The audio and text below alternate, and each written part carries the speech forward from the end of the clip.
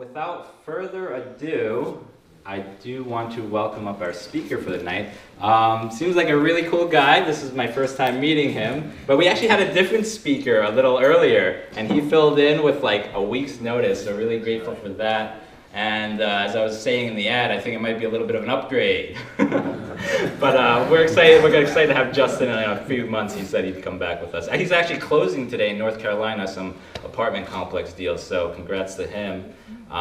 Anyway, what I really like, I listened to some of Jason's podcast actually, and what I liked is him and his wife both do it. And I find that when that couple has that shared dream, shared common purpose, and they're doing it together, that's so awesome. So really cool to see that. And then we became Facebook friends, so I saw he signed up for a 50-mile trek run through the woods. Horrible idea.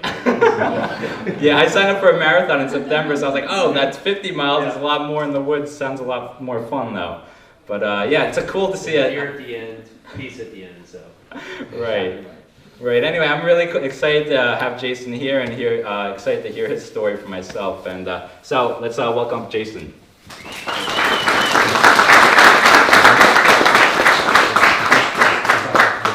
Perfect. All right. Hey everyone, how's it going?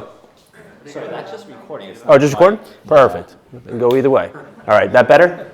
Awesome. So, yes, I'm Jason Yarusi. Let's give it up for Sunny and Chong. Thank you for putting this on tonight. These are great events, right? Because you get everybody together. Everybody's trying to do a lot of different things, and I can touch on it because I've done a lot of different things, and you will see my trajectory of where I've really gone here. That is not me. There it is. Okay. So like he said, the Real Estate Investing Foundation podcast is my podcast with my wife, Pili. She really brings it up, so I take it down just as it goes. She would be here tonight, but we have 3 amazing kids, 4.5 and under, so it's hard for us to find a babysitter that will give us 2-3 hours away, as you can imagine.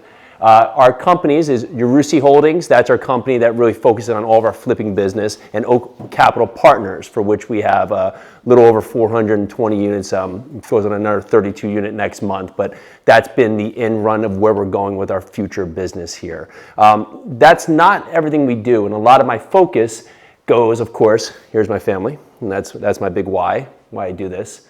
And again, you get 2 out of 3 of every point always looking at a picture, and then it's downhill. You'll never get 3 if you have 3 kids. So here's been our mission, and it's going to serve a purpose for you guys to understand it when we get to the next part, but raising communities really one home at a time. And when you see what we do in my family business on a daily basis is we raise homes. My dad's been doing this for over 45 years now. So we've moved buildings, we lift homes, we do a lot of, if you can just imagine the craziest projects, we're the guys who do them. So when Hurricane Sandy happened, to think that business got busy would be a polite thing to say. We could work 25 hours a day, 8 days a week. We did 1,600 homes, and this really needs to be updated, of basically taking homes that got hit by Sandy or got roped into a flood zone. I see Tom's River back there. We're in Howell. I've walked down there every day. I used to live houses, so I get it. Yep, so we've been doing that many years, and it's not an easy business, right? You can imagine if you could get close enough to my hands, pretty much they've all been broken at some point. That finger is never coming back, right? So this work doesn't get easy, and noting how this has been what we're gonna do and what we're gonna continue to do, it's a job. If I don't go to work tomorrow, it's transactional. We don't make money.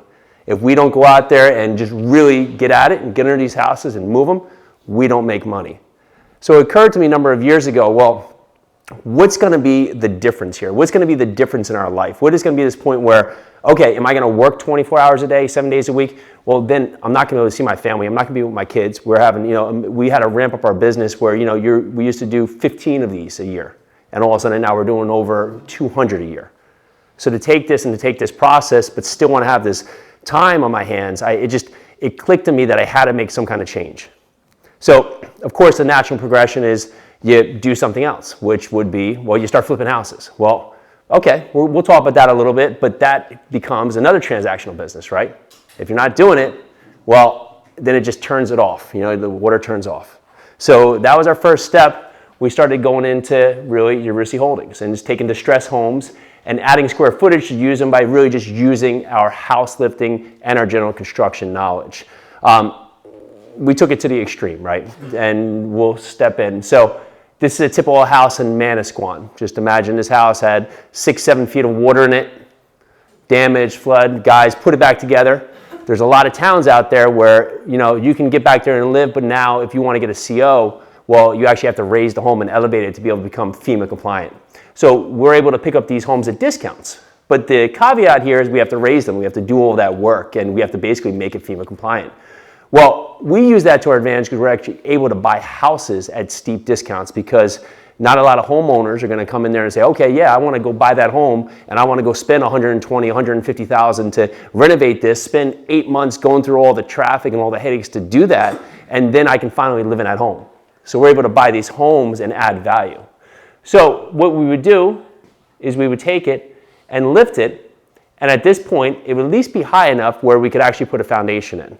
And if you're on a street where there's really no parking, one of the few bonuses when your flood is if you can raise it, you can put a garage under it and at least get some off-street parking. Very small point here, then I think people would rather not be flooded and not lose all their possessions, but that's one of the small parts that can happen. But we took it a step further. This is a Cape in Manasquan, really nice beach town, houses sell very well. So we would take it, and we actually took this story and we put it up to what is now the 3rd story. And underneath it, we built a whole nother story.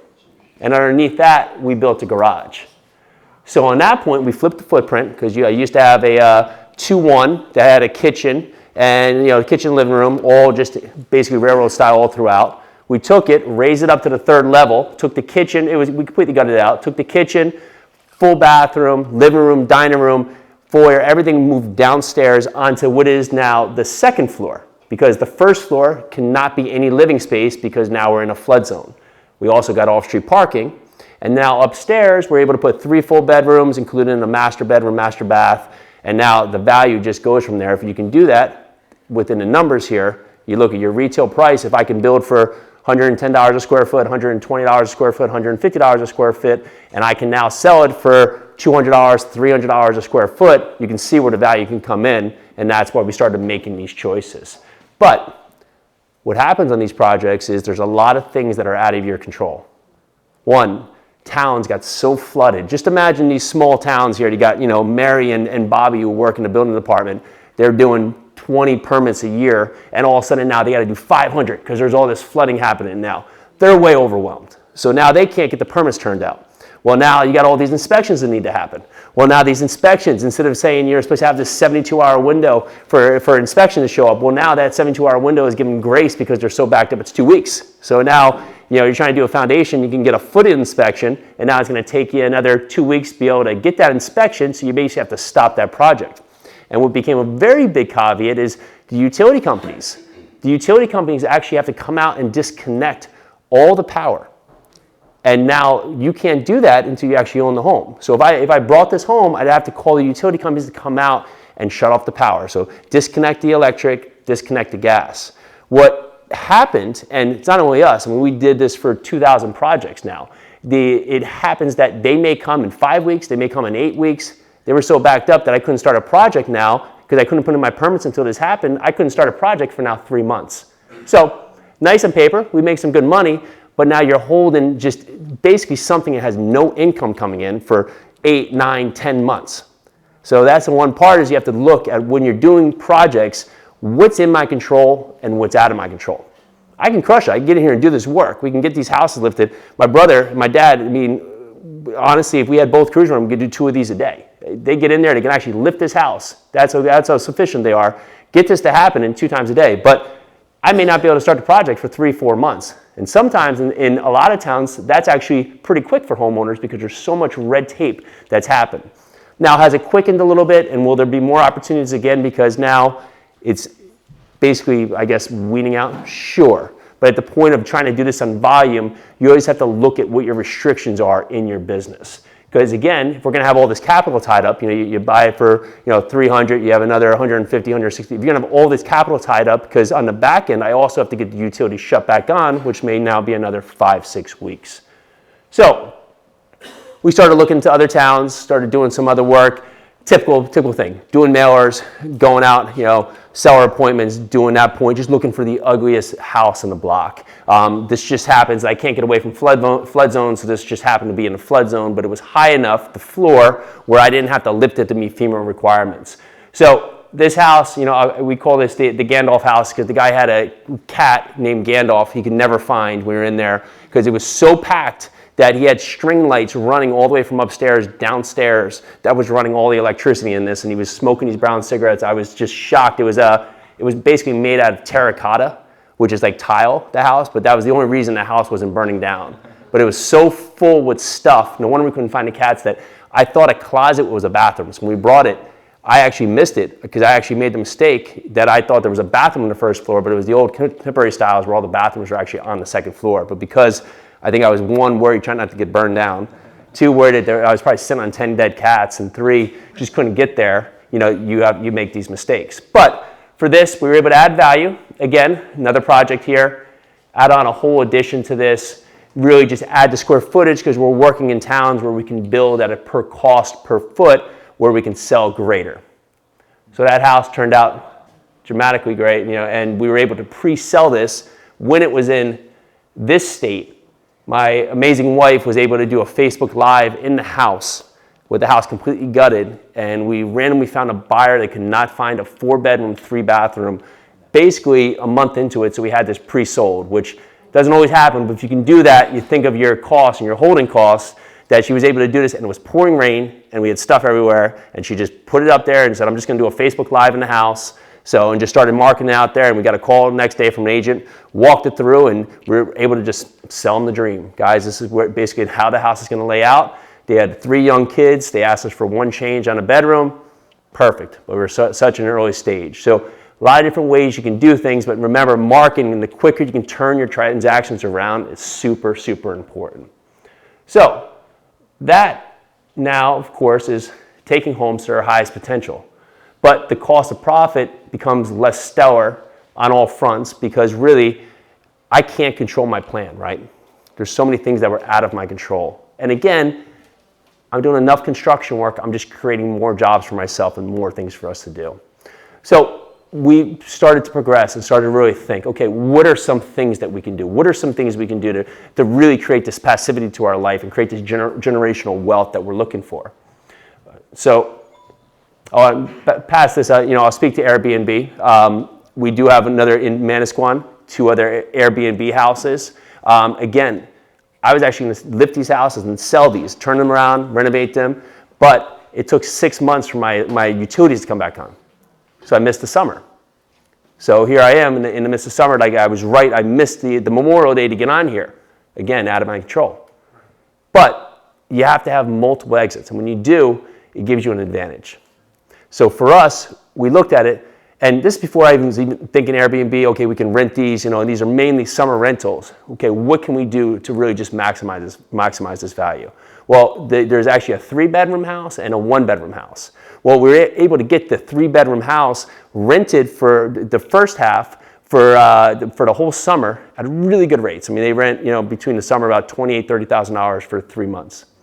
But looking at the back house, if we were able to get it to before the summer, maybe we'd be able to rent it for $9,000 for the summer, maybe. But we missed it, so we didn't have that time, and it was, people had already rented. So looking at this, okay, are we going to lose a summer and we don't have any point? What can we do? And we started looking into short-term rentals. And that short-term rental option really allowed us to add up where if we could make that $8,000, we were able to get $15,000 for the summer with that back house, just renting it night on night and night. Now you want to look at your town rules, look at your restrictions, but we started putting it up on Airbnb, VRBO, Travelocity, Booking.com, and you have to stage the house and give your effect and know what your market is and know who your client is. So we're able to do that. It's been 2 great properties. I actually just put them up on the market to sell because we've just been scaling, so I have it under contract to sell. I think my mom said because she loved going over there and meeting the Queen Lady and doing a little decorating thing because it's right by her. But again, we had that option, which saved us with those houses because we'd be sitting ducks until after the summer. Then we go into winter and holidays, and again now we're waiting to basically put houses on market. But what I found is that if you look at the short-term rentals, okay, I'm going to go into winter. What happens in winter? Well, there's also things like corporate house by owner, where there's also things, there's people who maybe work at hospitals, or there's people here now who are being transferred for jobs. So we got the whole winter rented out at a ridiculous rate, basically $3,500 a month, when a house would basically be a $700 a month house, because we furnished it and we're able to use a different scenario here to combine. So there's a lot of different things you can do today with all these sites out here to reach people who are in need, because now these people are so happy. They basically transfer jobs, we're out here, they need this short-term stay, and the big thing here is that we had to have them out for the summer, but it worked perfect. Not always the perfect scenario, but we're able to find two aligning sources. We're able to get the most value out of the house. And then the front house, we would again just rent it for the summer. Rent it either by half summers or full summers, just because it's a beach town. Thing there is it's more, again, labor intensive, because now if you are going to do Airbnb, great option. But again, it's all about your processes, and the way we were able to really make it, I guess, the less interactive is every time we got a question from someone, we would put that into our gauge of, okay, how much are we getting this question? So every time now we get a booking, we basically give the whole customer who was coming in to stay at the reservation a full list of all the questions, everything they need to know. So, okay, yeah, check-in time's here. You get the lockbox code 24 hours in advance. You have parking in this driveway. You know, there's room for this many cars. There's towels or sheets. There's a coffee pot, and have all that information. And they would get an automated email 24 hours before booking. Here's all the things to move in. And then when they get there, there's an arrival point with instructions. Here's the places to eat. Here's the places downtown. If you're looking for paddleboard or surfboards or bikes, here's where you go. Because it stopped the interaction with me or my office, where I don't have to constantly, because when do people, ask questions at reservations? It's not, 2 in the afternoon. 8 at night, they want to know something. 9 at night, they want to know something. 11 at night, they want to know this stuff. So if you can give them as much information and have this streamlined, it helps you in your process. And we'll talk about how we've been able to use that for some of our other processes moving into multifamily. So that said, I said, okay, I'm just tired of even talking about it. We're tired doing all this work, right? We're tired. So what are we going to do? Well, we want to find some passive investments. So we had a friend, he was investing in the Midwest, and he was doing well buying some houses out there and basically putting them there, buying them gutted, fixing them out, and renting them. It had some management company. So we said, okay, let's look at that. So we started actually going out there into Indiana and into Kentucky and buying some duplexes, triplexes, quads, and really getting that going to the point where we were able to get them at a steep discount, get contractors to fix them up, get property managers in port, get them rented, and now all of a sudden, now we're cash flowing. So it's really turned out great. We're doing great. We have money come in. It's nice to see those checks. I don't have to do anything. I can't get in the way because it's 1,000 miles away, so there's no way that I can get my hands in there and try and fix something or do something dumb and break the process. Okay, great. So we're doing well. We're doing this point, but what happens here with a duplex if one person moves out? Well, you're 50% occupied. What if 2 people moved out? Well, you're 0% occupied. I have now 1 roof for 2 people. I now have insurance covering just 2 units. And now I have a management company that's basically charging a premium because really they can't work for a 3 or 4% like you can in a large multifamily.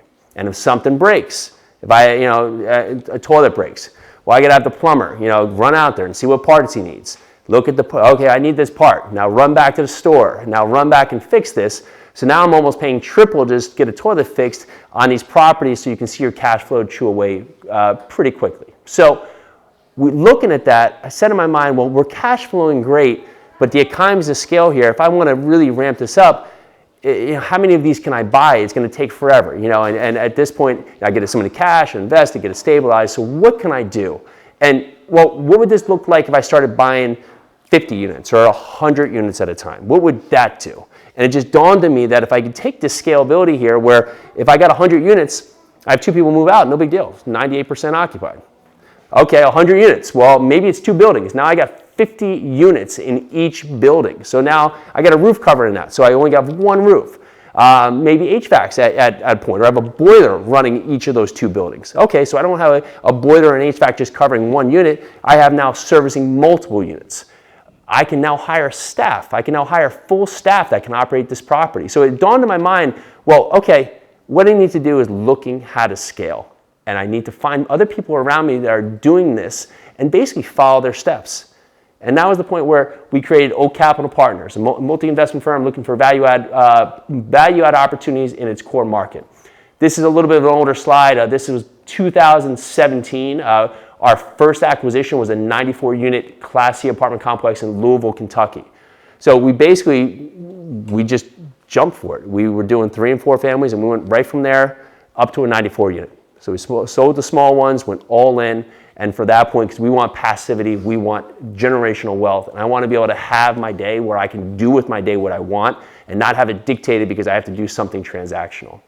So we're going to talk a little bit about multifamily today because it's going to lead to a lot of other points here, but I figured it can give you some value to see why we did it, or maybe even give you an idea if you don't want to do this at all. At least it will give you some direction from there. So why multifamily?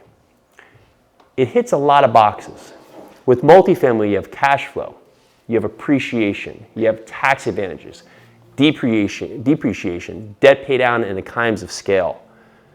If you're flipping or you're wholesaling or you're doing just single family rental, there's so many points where you can't get all of these benefits, and not all of them are wrong. I have wholesale properties, we've double closed property.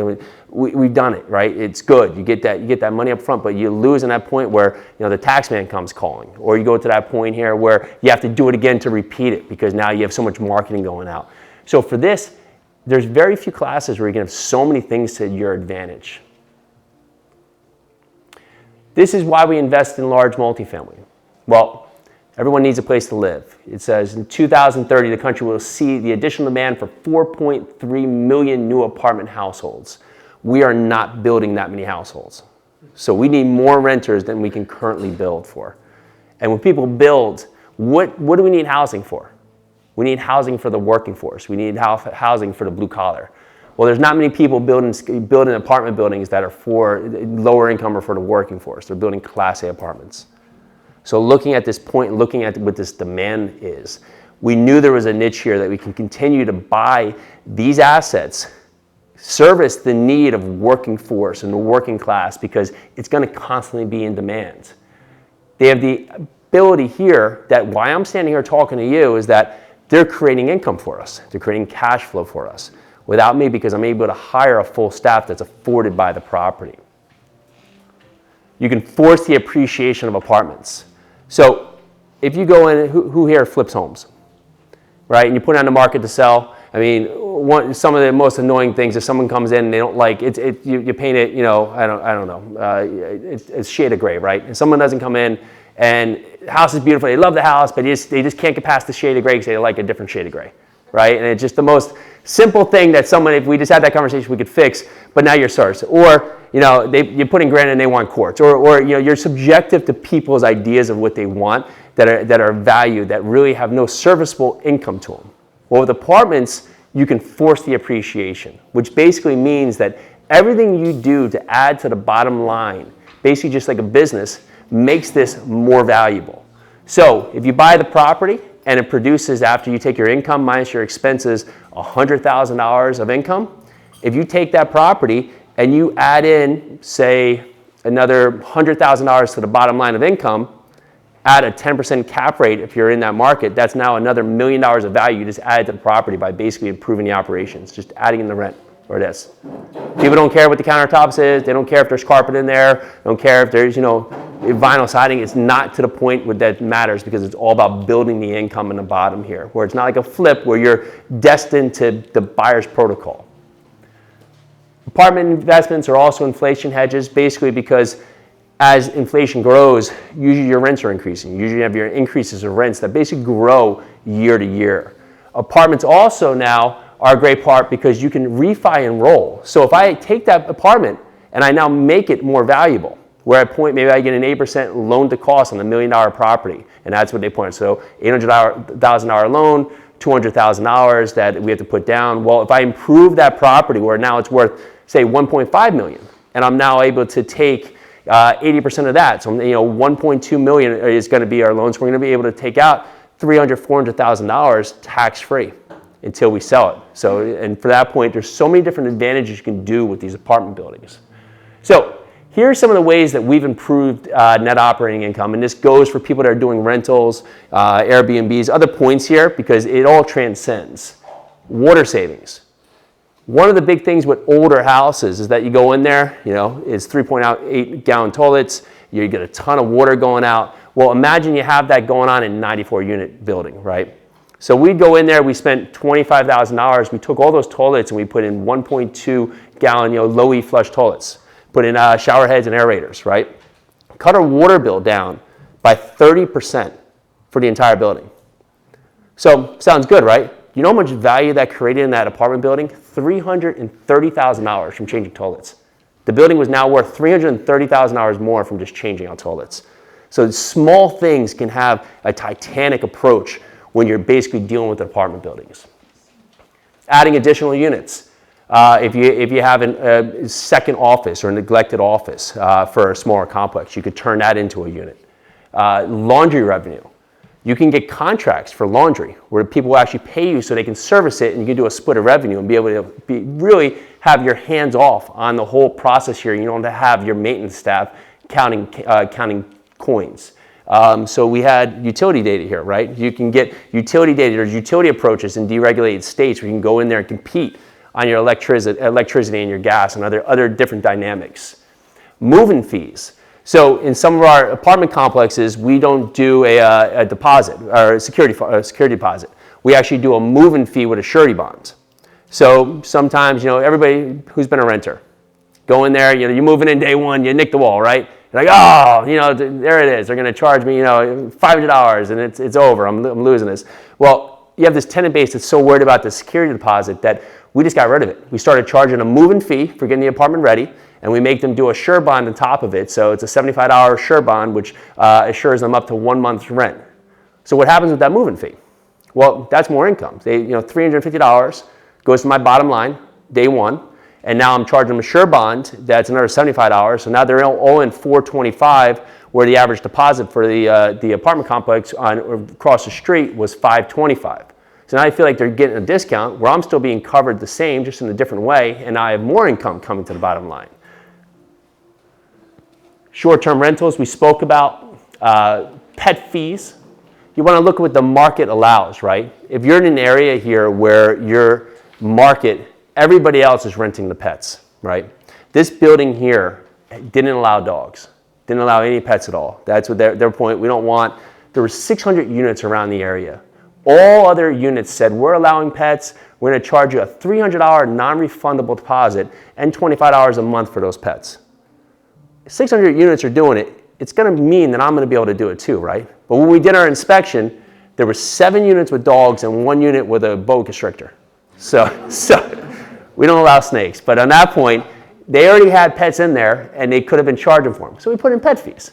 Now we get pet fees. It's just simple parts here where you can improve properties to get a lot more money coming across the board. Covered parking doesn't work, in certain areas, but if you're in Texas or in some of these parts where parking is a premium, and you want to maybe offer covered parking, you want to offer parking that's closer to your unit. If it's short on parking, you can charge for that. Furnished units. There's some parts where you can charge a premium, just like you're doing for Airbnb, where you have a furnished unit that's almost to the point here where people can just walk right in. Short-term units, we said, you could charge premium rents if you're doing a 3-month or a 6-month lease. This may be good if you're buying a property and all the leases end at the same date. You may want to offer short-term leases so you can start trajectorying those leases so you don't have everybody leaving, in December when you know it's going to be hard to rent. So you can start offering basically leases that will stagger, so it'll be easier for you to keep up in the property and not have such a cycle here where you'll be basically zero on your income. Cell tower. I have not been able to do this, but I have friends that they've been able to get cell tower on a property. If you get a cell tower basically or some of the signals on top, another income generator right there that you can basically add to the property. So if we're looking here, what's the one thing we haven't even talked about yet? Increasing rent. The simple thing, the first thing that everybody thinks about, right? But if you're a tenant and you're someone who's renting, when a new guy buys the property, what's the first thing you're like, oh, they're going to jack my rent. Oh, they're going to take my rent up. Oh, this is horrible. But if you go in there, you clean up the property, you make it a better place to live, change out the landscape, you put up new signage, start actually answering the maintenance calls, start making this property feel and look better. Start improving it, doing the parking lots, changing out the toilets, checking on the water. Well, now your property's worth more, you're making more money. Nothing's happened to the tenants yet. Tenants feel good, and now you can say, Mr. and Mrs. Tenant, you know, we've done all this work, we got to increase this rent a little bit. They're going to feel better about that approach, because your two biggest things when you're having rentals is really, it's turnover, because it's your time down, being vacant, and your turn cost. So if I can keep a renter, and where maybe I can get a $100 rent bump, but if I can give someone a $50 rent bump and do nothing in their unit, keep them for a little bit and not be vacant for that month and not have to spend $6,000 to turn out a unit, to me that's a win. Not everybody has approached. Some people want to rip the Band-Aid off, but for me, we have investors that we have to make basically distributions to. So I want to stabilize my downside. So I'm able to do so many things to increase our bottom line. There's so many opportunities for you too. If you look at your competition, look what you can either do that's going to align with their focus, or also look at what you can possibly do better.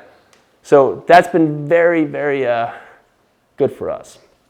Well, how are we doing this 1,000 miles away?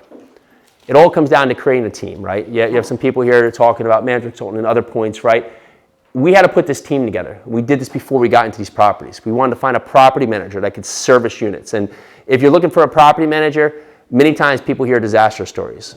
To me, it comes down that it's generally because we're not asking the right questions. We're not looking to the point here where we're not being specific with that property manager what they actually want, right? If I'm looking for a property manager that services Class C apartments, 75 to 100 units, and has in-house construction, has real-time data that I can look at whenever I want on a computer, it services Section 8, and I find a property management company that is, you know, just new construction or just Class A units or just single-family homes, well, we're not going to align. But some people don't even ask the question. And if you're not very clear with your property management company, hey guys, I want to do this type of turn. I want to put in these different income drivers. I want to do this different construction and have that talk track with them, be very specific. You're probably not going to have good guidance, right? Because if you don't tell them what you want and they're doing what they think is right, well, usually that doesn't align. So for us, we started to create our own paradigm for how we wanted the property management to really achieve our goals with our property, and then have feedback from them and just make sure that would work. This goes with all your other partners, your lending partners. For people here, you should be talking to banks, whether it's for flips or for wholesalers or for turnkey or for buy and holds, because you want to know what are your options for lending, right? Because not every bank is going to be, if you just have one bank, well, that bank is not going to be perfect for all your opportunities, you know? So you want to have find the opportunity and say, well, I have all these different tools for lending in my tool belt that I can pick from to be able to service the property I'm here. So sometimes you may be using a Fannie or Freddie. Sometimes you may have to do lending, sometimes hard money. There's so many different ways that you could use this to your advantage, but you want to know what your options are based on the property. Other points, accounting partners, asset management, portfolio management, and prospect and lead generation. Lead generation, I mean, of course, in all types of real estate, that's the kicker, right? That's the goal. You got to have lead generation to be able to produce results, because if you're not having this, not sufficient in this, well, then you're not going to find the good deals. So it's either you're doing it or you find someone who's a partner with you that's going to be able to do that sufficiently. With the lead generation, it's very important to track. That 94 unit, we actually offered on that 94 unit 8 months before we brought it. We offered, they had it out, they had it for $3.2 million. We couldn't make it work at that number. We went in there with an offer of $2.1 million. They countered at $3.2 million. So we said, thank you guys, it's not going to work. So don't have very good negotiation going on right now. So we appreciate your time, and we'll, thank you. But what we did do is we put that down on our investor tracker. We said, okay, let's just put this down. Every time we would basically go and we would offer on a property, we would put it down, just put the result. So 5 or 6 months later, see this property had gone down off the market, just really hadn't moved, right? So we said, okay, well, let's go back. So we increased our offer $50,000. Note, we're still over $1 million apart. We said, okay, 2.15, $2,150,000. Well, their $3.2 million offer had now come down to $2.6 million. But if we hadn't thought to think about tracking that, then on that point, we would have forgotten about it and moved on to other opportunities. But what happens with time is that either sellers get desperate or they get realistic, especially in this market today. Everybody thinks their property is worth $1 trillion. Well, soon enough, maybe it is, but most of the time it's not, but it takes the market to tell them that. So after a couple months of going back and forth and back and forth and back and forth, we were able to close that property at $2.3 million. And we just got to the end. We just said, guys, we're not trying to beat you up. Here's our underwriting. Like, this is where it is. Like, this is where it was. Because it was 5 kids who were, we'll say they're kids, but their father had passed. He was in his 90s. Had 1,000 single-family homes in this apartment complex. And they thought this apartment complex was the problem, when I thought it was the solution. But they said, well, we think it's worth this amount of money just based on some random offer, and they just kept it. None of them were in the state. None of them wanted anything to do with this. So they finally started getting realistic for what the actual numbers were. We sent them over our underwriting and said, guys, we have investors we have to meet. These are the returns we need to meet, and this is what it was. And we were able to get that deal done at $2.3 million. And that was just us being really just aggressively patient. So getting creative, right? Brokers. We all need brokers. They're your lifeline. You're not going to get the good properties from the brokers day one. They're going to get out there. They're going to give the people that they know have a track record of closing. But if you can be there, you can be specific. And especially with the agents in here tonight. I mean, we had a couple agents, right? So Dan. So if I went up to Dan and said, I want to buy real estate. Dan's going to be like, I'd love to help you, but I don't know what that means. I don't know what you're looking for. I don't know. But if I went up to Dan and I just say, Dan, I want to buy, it's multifamily, right? I want to buy 75 to 100 unit BC assets, garden-style apartments in the south central side of Louisville, value add, whether it's on the building side or the property side. Well, now Dan's got something to work with. So if you have a point here and you be specific with people, they'll be able to help you. And talk to everybody you know, right? Because you'll find that we've actually had deals come from property management company, cost segregation people, because we're just talking to people, telling people what we're looking for.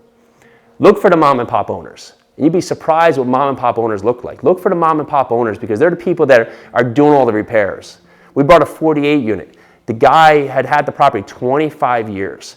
We're there on the day of actually doing the inspection. The guy has a series of keys. There's like 250 keys. You can't find the keys for the apartment. People are coming up, handing him bags of cash. His phone's ringing. He's got, it was nuts. He's going crazy. No wonder he wants to sell. He was so overwhelmed. He was so stressed out, and his poor wife was sick. So he was looking for a way out and just a release to be able to get on this property. He had a unit that was turned, minus he had to put carpet down. And he had a lease on it. So people wanted to move in. He said, I'm probably going to get to it for like 3.5 weeks. That was it. He just had to put carpet down because he was doing the turn himself. Well, you think he was tired, and that was a mom and pop owner because he just was doing all the work himself. He had no systems in place. And although it was giving him great cash flow, he was killing himself for it. Property management companies. If you're a property management company, it's the most unforgiving job in the world. If you do bad, you get fired. If you do good, the people sell the property and you're out of a job. So either way, you're basically without a job, right? So if you are a good property management company doing a good job and you know that your current owner wants to sell the property, maybe they're doing well or maybe they're undercapitalized, well, don't you want to have another buyer that's going to use your services come in there and buy it? So if you can keep this rapport with these property management companies, it's been very lucrative and very helpful for us to do that. Focus mailers. Everybody's doing single family homes. You know how important this is. How am I doing on time? All right? Yeah, okay. Underwriting levels of analysis. So for multifamily, you can't just fly out, fly over the country and just see properties. You just won't get anywhere. You want to make sure it even basically cuts really the mustard, right? So we're going to look at a property and just based on our parameters, if we want 75 to 100 units in a C-class assets and I'm getting a 12-unit Class A property, I'm just going to cross it right off the list. Okay, now if I'm getting that 75, and that's basically your top level. I'm getting a 75 to 100 unit building, now I'm getting that across my desk. Okay, so now it meets that first checkbox. So I'm going to jump in now to really my bird eye view where I want the trailing 12 months of financials, the rent roll, and the operating memorandum. And start diving into that to see if now some of the numbers start making sense. If I can look into that and start making sense of the numbers to the point where, remember, you can be $500,000 off and still have a story to make an offer. You can be $1 million off and still have a story. So it's a lot bigger of a price point here where you can still have a story where you want to make an offer, but you want to see if it's even making sense. Am I even anywhere close to it? And where is it? If I know if the property could produce this much income or my expenses should be at this point and they're not doing that, where can I capitalize? Okay, if I see there's more value in that, then I may have some of our partners that we talked about 2 slides earlier, my property management partners or, my attorney partners, some of my boots on the ground go out and see the property. But I may even make an offer just to see if they're realistic at the point here where I just have the financials, just to see if we even start a talk track to get to a point here where we're actually going to go down a pipeline to get into a full detailed analysis. Deal structure. So there's a million different ways, right? And my way is not going to be your way. Everybody's way can be different. I've just done the way that I've done it. We syndicate on deals. And what that means is we raise money from a series of investors. We pool of our resources so we can buy larger apartment complexes so we can all benefit from the economies of scale. Now, you could buy properties yourself, buy it with a partner. You can find basically lending partners, and you can just provide the equity. You can have silent partners. You can have an LLC where everybody forms together to do it.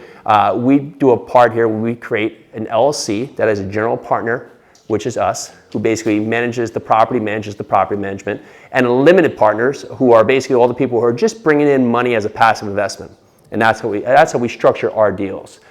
What they look for here is we use that here where those limited partners and ourselves will put in money for the down payment, for all of our closing costs, for our fees, and for all of our capital expenditures and construction. And we'll service that by combining that with debt so we can have the best leverage for the property.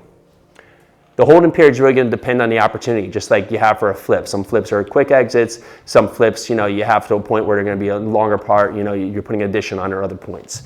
So knowing our market, knowing our opportunity, and knowing our sub-market is very important for basically how we're going to structure the deal, because we want to tell the investors, we want to prepare them. And even when you're doing flips and raising money or bringing private investors on for flips, if it's a part here where people want to put their money to work and you can give their money back in a month, well, they may be happy with that. They may not, because now they got to find somewhere else to put it. Or if you're going to hold their money for 10 years, you want to be able to have that story of why you're going to have this apartment complex and what are the values of holding this apartment complex. So as you begin raising money, think about what type of properties you're doing and what those properties are going to service and who that investor is going to be. Because there are certain investors that just are so busy. We have doctors who invest with us, work, million hours a week, but want to put their money to work, but don't have time to find deals, so they'll put it together. Some want it short term, where they want a 6 or a 9 month turnaround, and some want it for, put to work for a couple of years, so they don't have to worry about now reinvesting that money each time. Knowing your CapEx numbers. Very important, just like for the flip here, you have to always have reserves, always have to this point for contingencies, because, who's had the perfect flip in here? Yeah?